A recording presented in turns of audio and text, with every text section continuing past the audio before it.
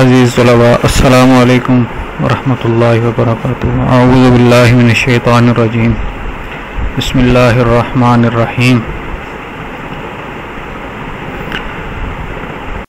پڑھیے گا میرے ساتھ، اللہم صلی علی محمد النبی الامی وعلی آلہ وسلم تسلیما کثیرا کثیرا۔ رب یسر ولا تعسر، رب تمم بالخیر، رب یسر ولا تعسر، رب تمم بالخیر، رب یسر ولا تعسر، رب تمم بالخیر۔ اللہم صلی علی محمد النبی الامی وعلی آلہ وسلم تسلیما۔ آپ کا معلم محمد ابو بکر آپ کے ساتھ کاروان اردو۔ آج سبق پڑھیں گے شیشے کا محل۔ عزیز طلباء، یہ کہانی جناب داؤد علیہ السلام کے بیٹے سلیمان علیہ السلام کی ہے۔ سلیمان علیہ السلام اللہ کے برگزیدہ بندے تھے، اور اللہ پاک نے انہیں نبوت کے ساتھ ساتھ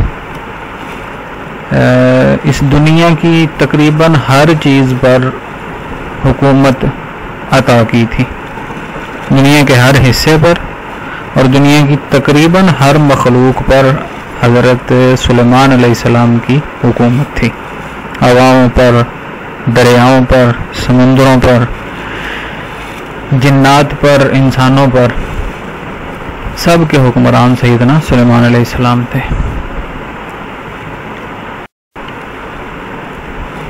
یہ ایک فرضی تصویر ہے، یہ بھی شیشے ہی کا بنا ہوا محل ہے، دبئی میں واقع ہے۔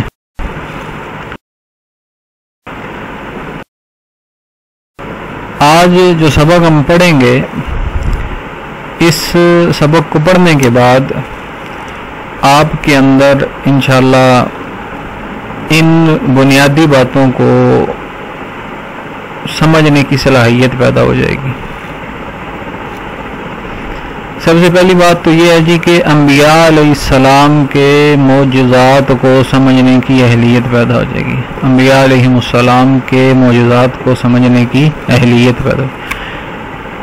ہم آگے سیکھیں گے معجزہ کسے کہتے ہیں اور کرامت کسے کہتے ہیں۔ نبی اللہ تعالیٰ نے تقریباً 1.25 لاکھ اس دنیا میں بھیجے، 300 سے 315 کے لگ بھگ، 315 ایک حدیث کی روایت کے مطابق مسند احمد میں ہے کہ رسول اللہ صلی اللہ علیہ وسلم نے فرمایا کہ اللہ تعالیٰ نے کم و بیش، مفہوم یوں ہے جی کہ کم و بیش 1.25 لاکھ انبیاء بھیجے، جن میں 315 صاحب کتاب ہیں۔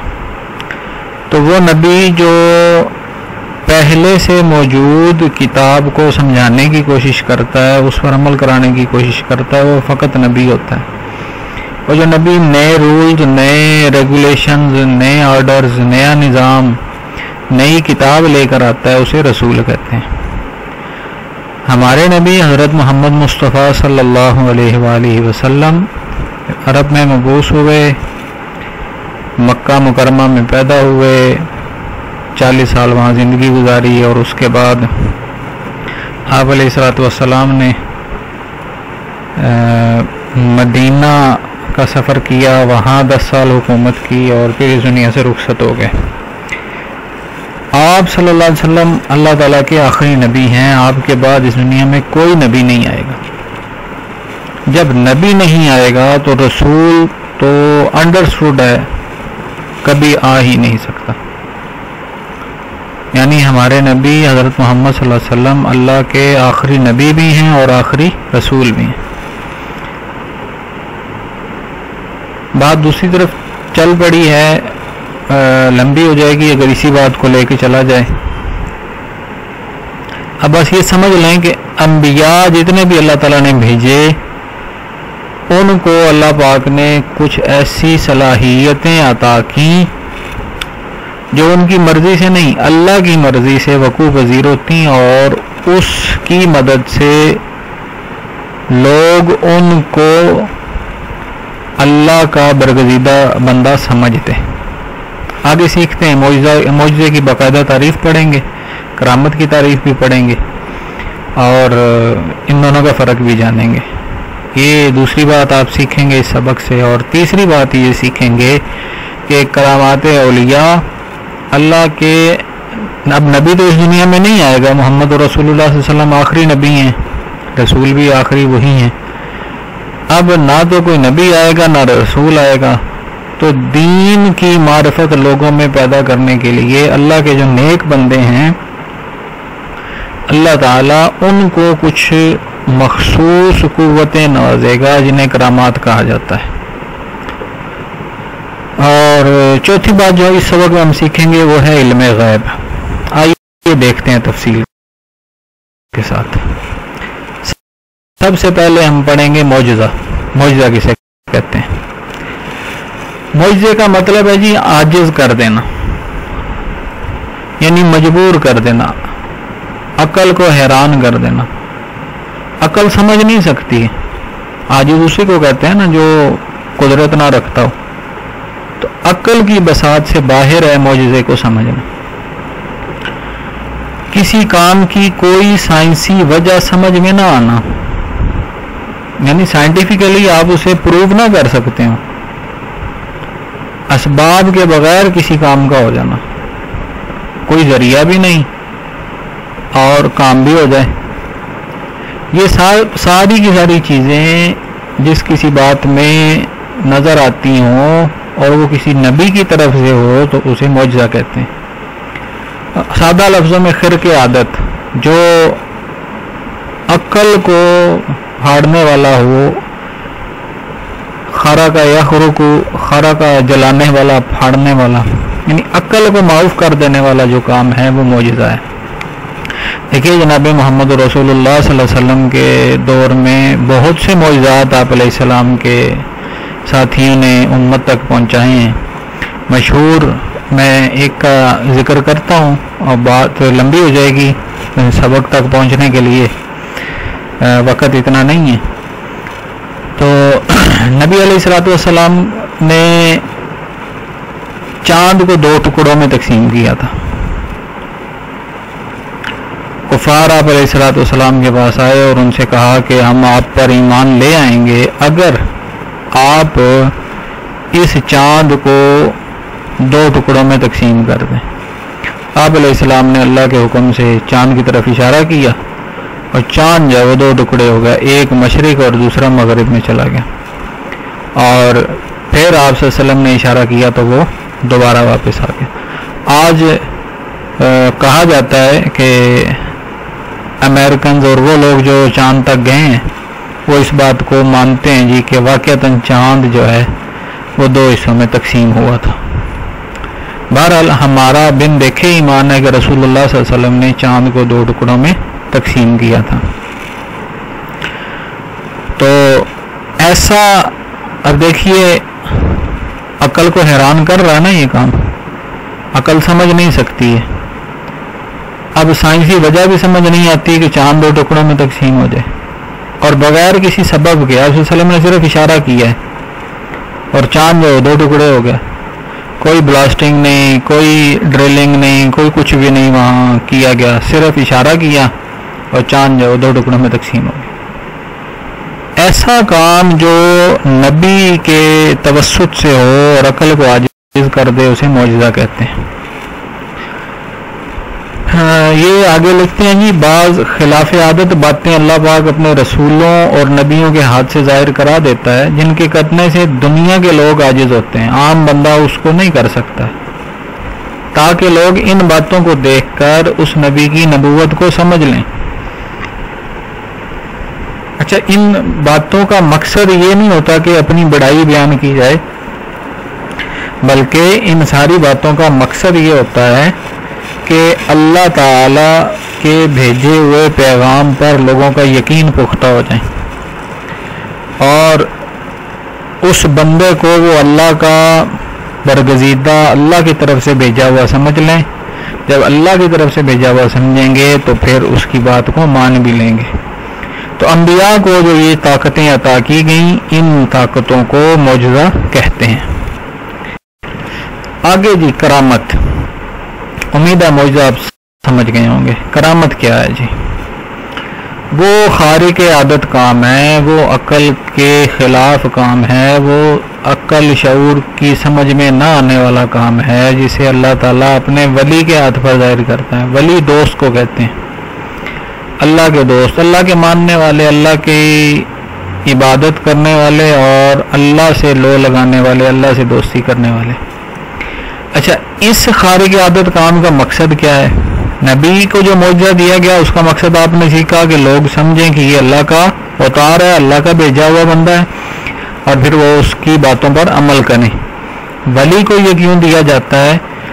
اس کا مقصد اس ولی کی تائید، حمایت، یا اس کی مدد، یا اسے ثابت قدم رکھنا، یا دین کی مدد کرنا ہوتا ہے. لوگوں پر دین کی بات کو واضح کرنے کے لیے وہ خارق عادت قوت اس بندے کو دے دی جاتی ہے. یہ اللہ کی طرف سے عطیہ ہے، کوئی ولی اپنی کوشش سے اسے حاصل نہیں کر سکتا. حضرت داتا گنج بخش رحمۃ اللہ علیہ لاہور میں جن کا مدفن ہے، مزار مبارک ہے، ان کے بارے میں آتا ہے کہ جب یہ یہاں تشریف لائے تو یہاں ایک آدمی تھا، نام میں اس کا بھول رہا ہوں، وہ لوگوں کو اپنی خفیہ طاقت کی مدد سے، اچھا یہ بات سمجھ لیں کہ جو دین پر چلتا ہو، شریعت کا پابند ہو، اسلام اور اسلام کی باتوں کو مانتا ہو، نہ صرف مانتا ہو بلکہ ان پر عمل بھی کرتا ہو، ایسے بندے سے اگر کوئی خرق عادت کام ظاہر ہو تو اسے کرامت کہیں گے. لیکن اگر کوئی اللہ کے دین کو نہ ماننے والا، شریعت پر عمل نہ کرنے والا شخص ایسا کام ہمیں دکھا دے جسے عام بندہ کرنے کی طاقت نہ رکھتا ہو، عقل اسے مانتی نہ ہو، تو اسے استدراج کہتے ہیں. اور یہ کوئی بڑی بات نہیں ہے، یہ ہر شخص دین پر عمل کیے بغیر بھی اپنی روح کو اس قدر لطیف کر لیتے ہیں کہ پھر وہ بہت سی باتیں جو ہیں وہ جان لیتے ہیں اور کر کے دکھاتے ہیں. یہاں تک بھی یہ ہے جی کہ لوگ ہوا تک میں اڑتے ہیں. بہرحال حضرت داتا گنج بخش رحمۃ اللہ علیہ جب یہاں لاہور میں تشریف لائے تو یہاں ایک شخص تھا جو لوگوں سے کہا کرتا تھا کہ اپنا ایک وقت کا دودھ میرے دربار میں، میرے گھر میں پہنچایا جائے. اگر کوئی ایسا نہ کرتا، آپ کو معلوم ہے کہ جانور 2 وقت دودھ دیتا ہے، صبح بھی اور شام بھی، تو صبح کا یا شام کا دودھ جو ہے اس تک پہنچایا جاتا تھا. اگر کوئی ایسا نہ کرتا تو اس بندے کا جانور جو ہے وہ دودھ دینا چھوڑ دیتا. اب حضرت داتا گنج بخش یہاں آئے تو انہوں نے یہاں تبلیغ شروع کی، لوگوں کو دین کی باتیں بتائیں، تو لوگ کہنے لگے جی کہ ہم تمہاری بات نہیں مانتے، تب مانیں گے اگر تم ہماری سے جان چھڑا دو. تو ایک دن وہ بیٹھ گئے رستے میں اور لوگوں سے جو بھی دودھ لے کے آتا اسے کہتے بھائی دودھ یہاں رکھ دو، اگر جانور نے دودھ دینا چھوڑ دیا تو مجھ سے آ کے اپنے جانور کی قیمت وصول کر لینا. کچھ لوگوں نے یقین کیا، کچھ نے نہ کیا. جنہوں نے یقین کیا ان کے جانور نے دودھ دیا، انہوں نے اس دودھ کو اللہ کی راہ میں تقسیم کر دیا. اب پہلے دن کم لوگ آئے، دوسرے دن زیادہ، تیسرے دن اور زیادہ، چوتھے دن اور زیادہ، 5ویں دن چھٹے دن یہ ہوا جی کہ سب کے سب لوگوں نے اس کے پاس دودھ لے جانا چھوڑ دیا، اس ہندو کے پاس دودھ لے جانا چھوڑ دیا. اب وہ ہندو کہنے لگا جی کہ کوئی بندہ شاید میری ٹکر کا آ گیا ہے. وہ آیا ان کے پاس اور آ کے کہنے لگا جی کہ آپ نے یہ کیا کیا ہے.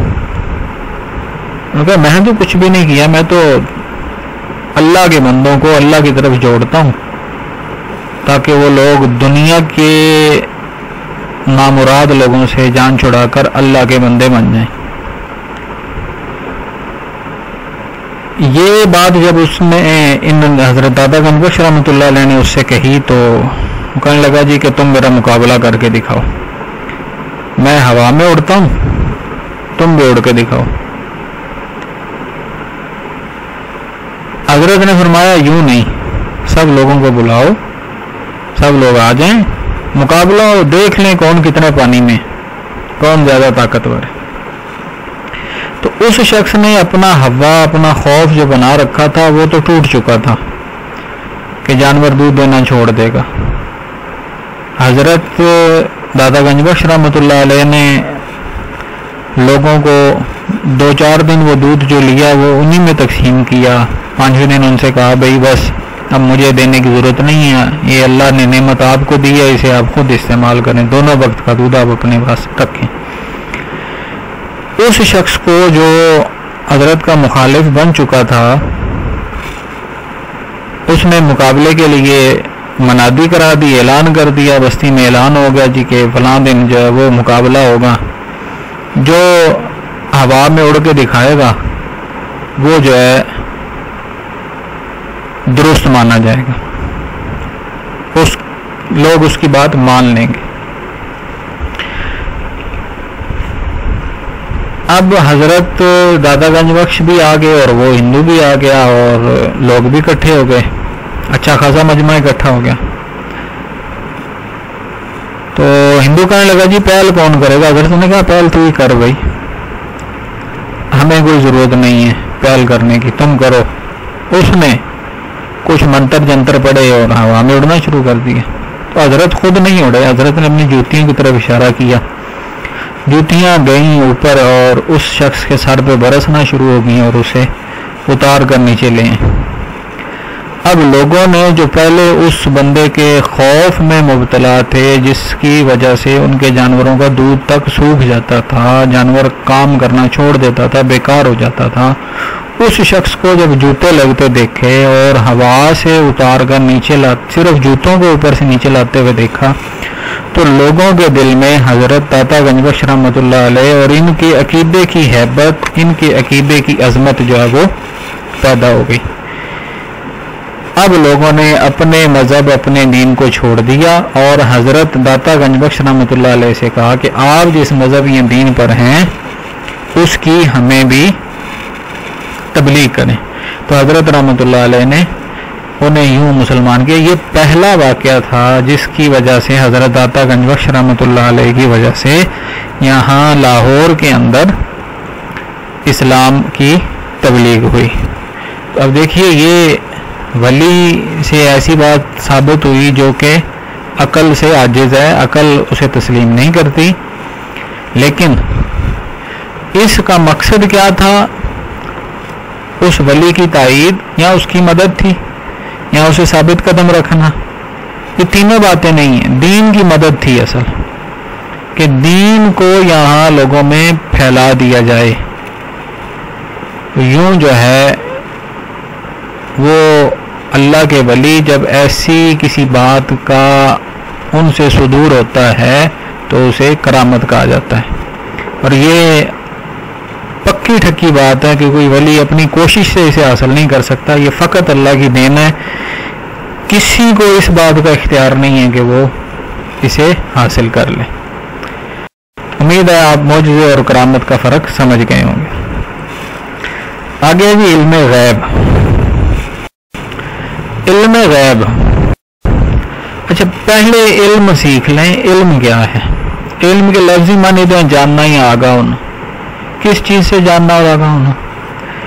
ایسی چیز، ایسی بات جو ہم سے چھپی ہوئی ہو، جو ہم پہ واضح نہ ہو، وہ علم ہے، جسے ہم اپنی 5 سینسز سے سمجھنے کی طاقت نہ رکھتے ہوں، وہ علم ہے، اور غیب اسی کے قریب قریب ہے۔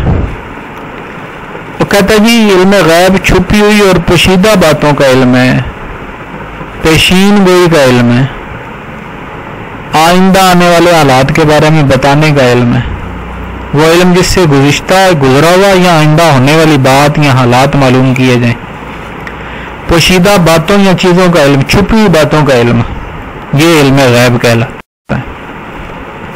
یاد رکھیے علم غیب کے اصطلاحی معنی یہ ہیں کہ یہ اللہ تعالیٰ کا عطا کردہ ایسی باتوں کا علم ہے جو حواس خمسہ 5 سینسز، کون کون سی ہیں والا 5 سینسز؟ سونگنے کی حس، دیکھنے کی حس، چکھنے کی حس، اس کے بعد سننے کی حس، اور آخری جو ہے وہ لمس، ٹچ کرنا۔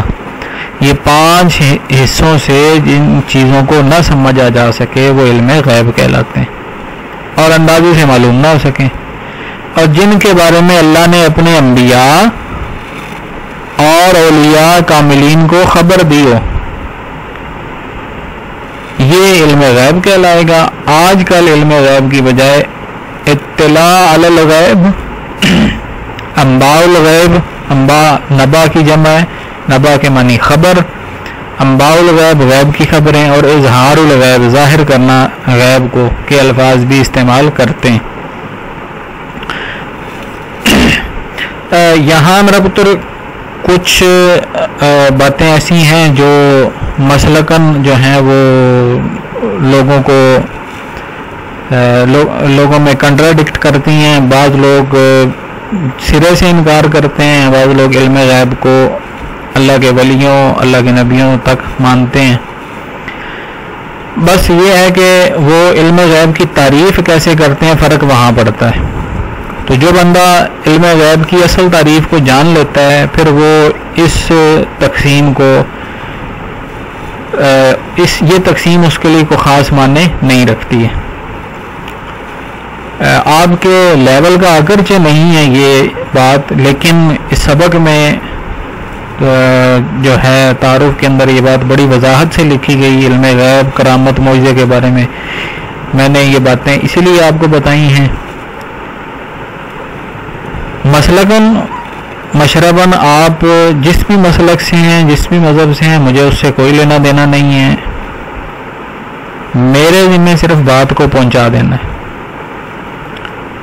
کنٹراڈکشن موجود ہیں، ہر ایک کی اپنی رائے ہے اور میں سب کی رائے کا احترام کرتا ہوں، لیکن میں اس سے 1 سٹیپ فارورڈ جا کے آپ سے کہتا ہوں کہ جب غیب کی بات کسی پر ظاہر ہوگی وہ علم غیب تو رہا ہی نہیں۔ اللہ نے بتا دی کسی بندے کو، اپنے نبی کو یا ولی کو، وہ غیب تو رہا ہی نہیں۔ میرے آپ کے لیے غیب ہو سکتا ہے، اس کے لیے تو غیب نہیں ہے۔ بات کو تھوڑا غور سے سنیے گا کہ وہ بات جو ایک بندہ آپ کو بتا رہا ہے وہ میرے آپ کے لیے تو غیب ہو سکتی ہے، لیکن اس بندے کے لیے جس کو اللہ تعالیٰ نے اطلاع دے دی ہے اس کے لیے تو غیب نہیں ہے، لہذا جھگڑا ہی ختم ہو گیا۔ دیکھیے محکمہ موسمیات والے آپ کو بتاتے ہیں جی کہ فلاں دن بارش ہوگی، فلاں دن جو ہے وہ سورج نکلے گا۔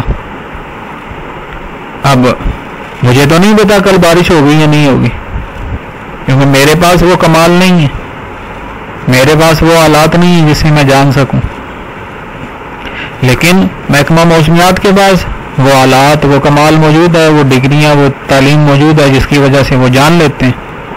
لہذا میرے لیے یہ بات چھپی ہوئی ہے، میرے لیے یہ علم غیب کا علم ہوگا، میرے لیے یہ انجانا علم ہوگا، میں اس علم کو نہیں جانتا ہوں لیکن وہ جانتے ہیں، ان کے لیے علم غیب رہا ہی نہیں۔ ایسے ہی اللہ جب کسی نبی کو، کسی ولی کو کسی ایسی بات کی اطلاع دے دیتا ہے جو پیچھے گزر چکی ہو یا آئندہ آنے والے حالات میں وقوع پذیر ہونے والی ہو، تو میرا پتر وہ علم غیب رہا ہی نہیں۔ جب وہ علم غیب رہا ہی نہیں تو اس کو کسی کے پاس ہونے یا نہ ہونے سے کوئی فرق نہیں پڑے گا، وہ فقط علم ہے۔ اور علم کوئی بھی، بلکہ علم کے بارے میں تو وہ سیدنا رسول اللہ صلی اللہ علیہ وسلم کی حدیث مبارکہ ہے نا کہ علم جو ہے وہ مومن کی گمشدہ میراث ہے، تو علم تو ہماری ملکیت میراث ہے۔ امید ہے آپ بات سمجھ گئے ہوں گے۔ آگے چلتے ہیں جی، کوئی سوال ہو تو ضرور پوچھیے گا، انشاءاللہ العزیز اپنے علم کے مطابق، اپنے فہم کے مطابق آگاہ کرنے کی کوشش کروں گا۔ جی سبق شروع ہو رہا ہے شیشے کا محل. تعارف ہے جی پیارے بچوں، آپ نے بہت سی جادوئی اور طلسماتی کہانیاں پڑھی بھی ہوں گی اور سنی بھی ہوں گی جو جنات اور جادوئی کمالات پر مبنی ہوں گی. آپ نے تو وہ دور نہیں دیکھا، لیکن ہم نے ایسی کہانیاں بے شمار پڑھی ہیں. ہمارے دور میں امیر حمزہ اور کوہ کاف کی داستانیں، اس کے بعد عمر و یار وغیرہ اس طرح کی سیریز کہانیاں چھپا کرتی تھی. اب تو کتاب سے محبت رہی ہی نہیں. ہم نے تو وہ دور بھی دیکھا ہے کہ ٹیچر سے اس بات پر پٹتے تھے کہ آپ یہ کہانیاں کیوں پڑھتے. یہ نہیں کہ وہ ڈسکریج کرتے تھے، لیکن وہ یہ کہتے تھے کہ آپ اسکول کے ٹائم میں کیوں پڑھتے ہو، گھر پہ پڑھا کریں اسے. تو ایسا شوق تھا کتابوں کا کہ ہم اپنی کلاسز میں بیٹھے ہوئے وہ کہانیاں پڑھ رہے ہوتے تھے. بہرحال اب تو یہ چیزیں موقوف ہیں، لیکن بالکل بھی ایسا نہیں ہے کہ کوئی بھی نہیں پڑھنے والا. بہت سے لوگ ہیں جو پڑھتے ہیں. میں آپ کو سجیسٹ کروں گا کہ آپ گھر میں رسالہ لگوائیں، کوئی میگزین بچوں سے متعلقہ جو ہے تعلیم و تربیت ہے، اس کے بعد بچوں کا اسلام ہے، ماہنامہ پھول ہے، اس طرح بہت سے بچوں کے رسالے میگزین آتے ہیں. وہ اپنے ہاکر سے جو آپ کے لیے اخبار لاتا ہے گھر میں، اس سے کہہ دیں، وہ آپ تک پہنچا دے گا. انہیں پڑھا کریں. ریڈنگ آپ کی جتنی اچھی ہوگی میرا پتر، آپ اتنا اچھا بولیں گے، اتنا اچھا لکھیں گے.